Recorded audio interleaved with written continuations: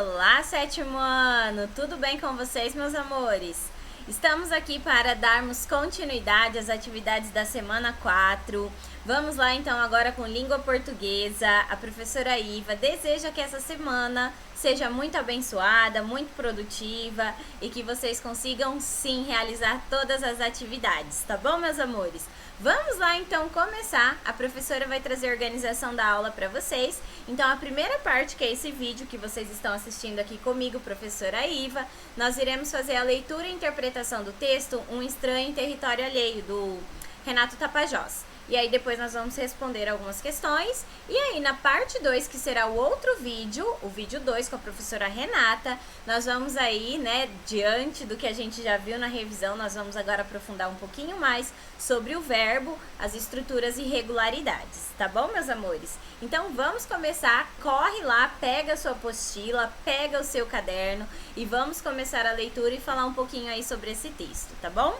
Vamos começar então? Olha só, nessa abertura aqui, antes de iniciar a leitura do texto, tem alguns questionamentos importantes pra gente, né? Porque ele vai dizer, olha, existem lugares que a gente conhece desde muito pequenos, que é a nossa casa, a escola, a igreja, a cidade onde a gente mora, né? Então, são lugares que a gente convive, adquire hábitos e características que são comuns, como o modo de vestir, o modo de comer, por exemplo. Porém, o mundo tem muitos outros lugares, o mundo tem muitas outras pessoas, outras culturas, né? E quando a gente tem contato, então, com essas pessoas, com essas culturas, com esses lugares, isso pode trazer muita surpresa pra gente. E aí, então, foi assim com o Marcos. O pai do Marcos fica desempregado e aí ele vai mudando um pouco seu modo de vida. Aí ele busca uma matéria pro seu fanzine eletrônico, que é tipo um blog, e aí ele aceita o convite do Jorge para conhecer alguns rappers na favela. E era um ponto, né, um ambiente da cidade que ele não conhecia.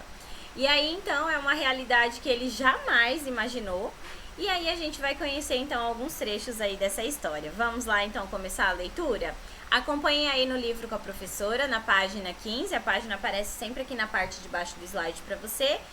Vai acompanhando aí e lendo junto com a prof, tá bom? Vamos lá. Um estranho em território alheio.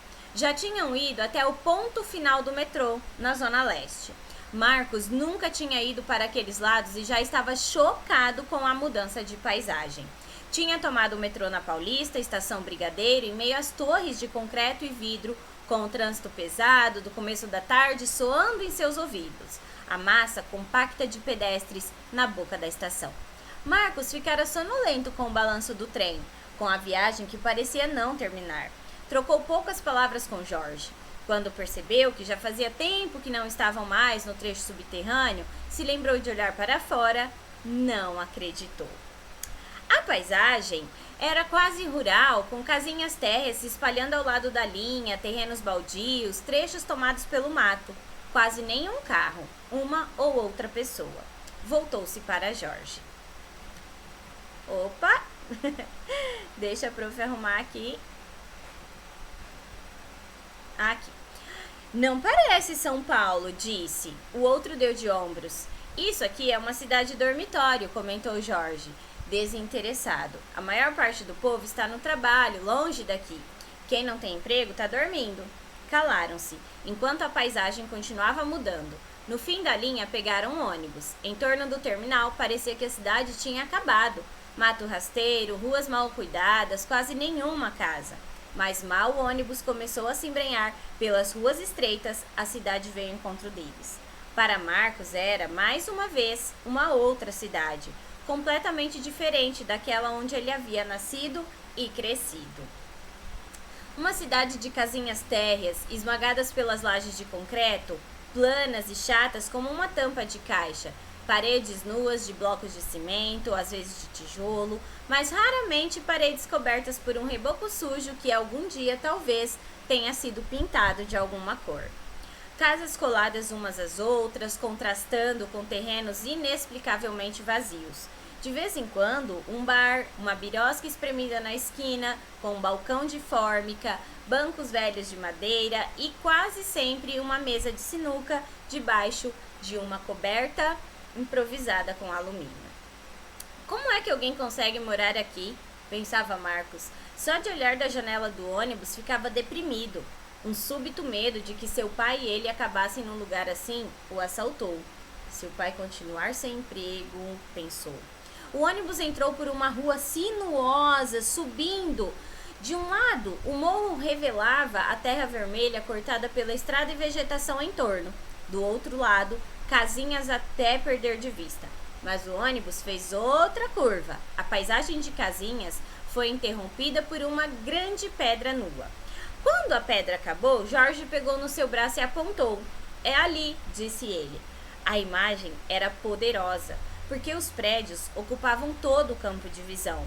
Mas dela se desprendia uma sensação muito forte de umidade, de precariedade, de opressão.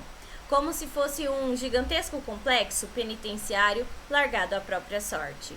A Coab, disse Jorge. Eu moro lá no meio, por ali. Marcos estava sem fala, chocado pela realidade que lhe entrava pelos olhos. Não tanto pelos prédios, que eram, na verdade, melhores que as casinhas pelos quais haviam passado, mas pela dimensão daquilo tudo. Vamos lá, disse Jorge, assumindo o ar de anfitrião. Precisamos ainda andar um bocado a pé. Marcos se sentiu um estrangeiro, um estranho em território alheio, olhando tudo com certo espanto. Quase não há homens, comentou. Quer dizer, a maior parte é criança e mulher. Os homens estão trabalhando, respondeu Jorge. Os que têm emprego. Os outros fazem parte das gangues. E você? Marcos se deu conta de que sabia pouco de Jorge. Eu trabalho de noite, mano, disse Jorge. Faço o turno da noite numa firma de embalagens em São Miguel. Tô fazendo supletivo de manhã. Pô, meu, e você não dorme? Espantou-se Marcos. Devia estar dormindo agora, Jorge ria. Continuaram a andar, atravessando o labirinto de prédios. Marcos olhou Jorge de soslaio com certo respeito. O outro parecia menos cansado do que ele, e só de pensar em trabalhar à noite, estudar de manhã e ainda ter atividades à tarde, já se sentia exausto. Além disso, a caminhada era longa, o sol queimava sem perdão. De vez em quando, alguém acenava para Jorge ou gritava seu nome de rapper. Ele acenava de volta, com gestos cifrados. Involuntariamente, Marcos olhou para trás, e o conjunto habitacional, que há minutos considerava desolado e hostil, pareceu-lhe civilizado e até acolhedor. Meus amores, antes da gente responder, vamos falar um pouquinho sobre esse texto. Então, olha só, a gente tem aí o Marcos e o Jorge, né, pegando a condução para chegar ali no complexo, na Coab, né, que é um conjunto habitacional, onde o Jorge morava, né, para ele conhecer alguns rappers e fazer aí uma matéria para o seu blog, né, inclusive a prof vai até voltar aqui para vocês verem aí o significado de algumas palavras, né, quando ele fala que tinha algumas biroscas, né, que são aqueles bares bem típicos, assim, de bairros, né, que eles são pequenininhos, é um botequim, bar, uma casa simples. Aí fanzine, né, que era a matéria que o Marcos queria escrever, era para o fanzine. O que é o fanzine? É a abreviação de Fanatic Magazine, revista eletrônica, editada por um fã em português, que pode abordar todos os tipos de temas. E aí depois o reboco das casas, né, que é uma palavra aí mais conhecida pela gente, que é essa parte de cimento aí que vai em cima dos tijolos, né. Então, com essas descrições detalhadas, né, que ele vai trazendo, assim que eles saem ali da grande metrópole, né, Brigadeiro fica bem no centro de São Paulo, a estação Brigadeiro, então eles pegam ali o metrô e vão, né, fazer aí essa viagem para chegar até a comunidade que o Jorge mora, o conjunto habitacional. E aí é nesse caminho, né, que ele percebe então a diferença, o contraste que há, né, a partir do momento que eles começam a se aproximar da Coab, né, então ele tem essa estranheza a esse lugar, ele começa a perceber que os hábitos são diferentes, tem crianças, tem mulheres, né, e os homens estão trabalhando, os que não trabalham são de gangues, e ele começa a conhecer um pouquinho mais, e aí então o Jorge, que é também um rapper, né, em algum momento ali o Marcos fala, nossa, sei tão pouco sobre ele, e aí quando ele pergunta pro Jorge se o Jorge não trabalha, o Jorge fala, olha, eu trabalho à noite, né, na fábrica de embalagens, e aí de manhã ele ainda faz o supletivo, ou seja, o supletivo, né, seria aí uma forma condensada de você terminar as séries da escola, né? Terminar os anos escolares. Então, o supletivo, ele é procurado geralmente por quem já está fora da idade, né? Por quem precisa aí, depois de muitas repetições, fazer isso de uma forma um pouco mais rápida. Então, o Jorge, além de trabalhar à noite, ele tem o supletivo de manhã e ainda tem a sua atividade como rapper. E aí, nesse momento, o Marcos fala, nossa, e eu assim, tô cansado e não faço a metade do que o Jorge faz, né? Então, isso traz aí uma reflexão, um ponto de vista para ele totalmente diferente. E aí, eu gostaria de saber de vocês. Vocês já tiveram esse choque de realidade? Você chegar em um outro lugar, né? Talvez aqui dentro da nossa cidade mesmo. Vocês já conheceram aí aqueles bairros que ficam mais afastados, né? Esses bairros que estão... Não digo esses bairros novos aí que estão crescendo em questões de condomínio, etc. Mas bairros mais antigos que são mais afastados, que são considerados, né, periferia da nossa sociedade, da nossa cidade, né? Eu gostaria de saber se vocês conhecem e se vocês percebem aí esse contraste. Alguns bairros que eu conheço, por exemplo, que vão ficando mais afastados da cidade, aqui em Dourados, eu percebo que tem crianças brincando na rua, o que não é muito comum aqui na área da nossa escola, área central, na região também onde eu moro, que não é tão no centro, mas é próximo ao centro, né? Que tem mais movimento de carros, então assim, quase não tem crianças brincando na rua. Então eu gostaria de saber se vocês também já tiveram essa experiência de perceber que as construções são diferentes, tem uma outra organização, um outro clima, né? Eu já percebi isso em alguns bairros e eu gostaria de saber se com vocês é assim, se o bairro onde vocês moram também, ele é mais voltado para o estilo que é aqui no centro, organização de ruas e de casas. A professora quer saber como é, tá bom?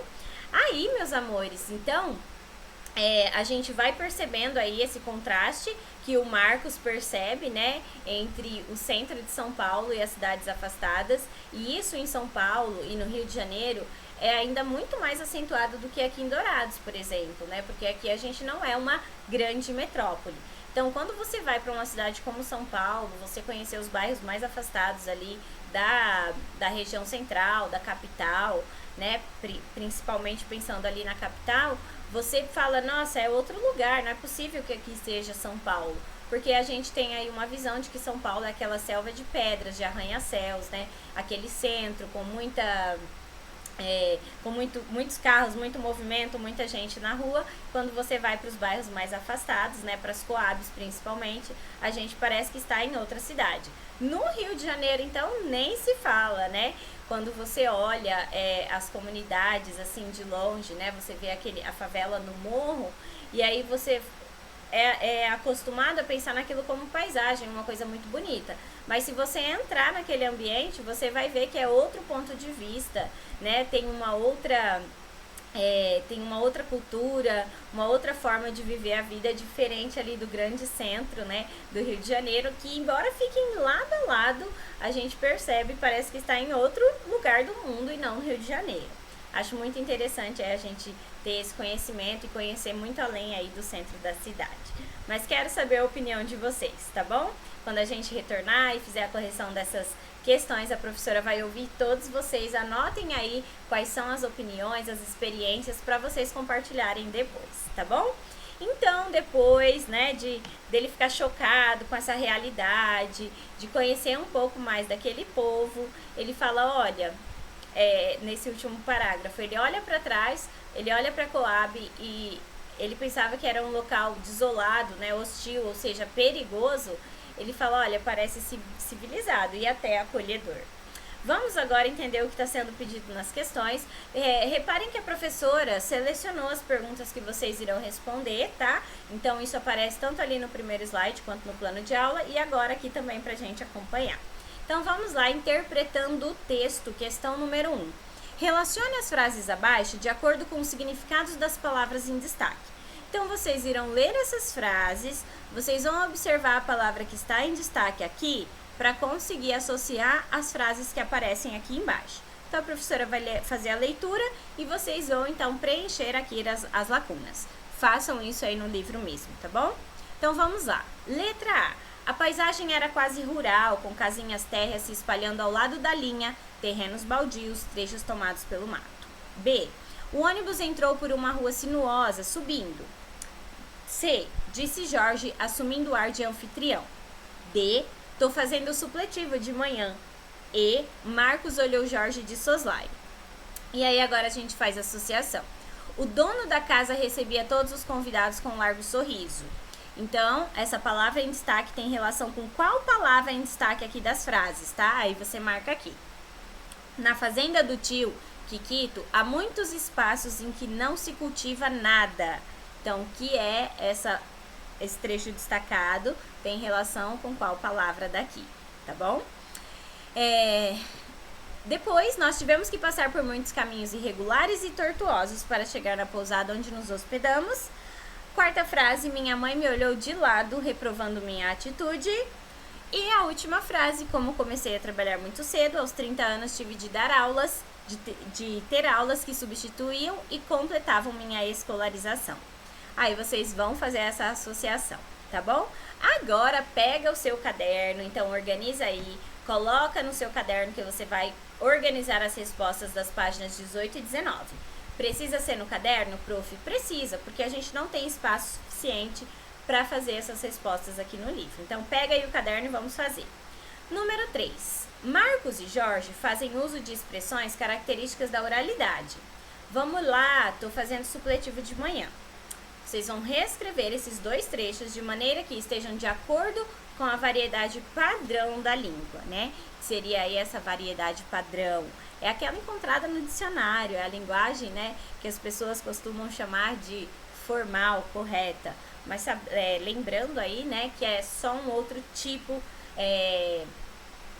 de variedade, né? Que não seria, a gente não iria dizer, nossa, isso tá errado, isso tá certo. É só uma outra variedade, tá? Então, façam a reescrita e agora vamos para número 4. Grande parte do texto mostra descrições dos ambientes por onde Marcos passa. Pinte no próprio texto trechos descritivos seguindo essas instruções.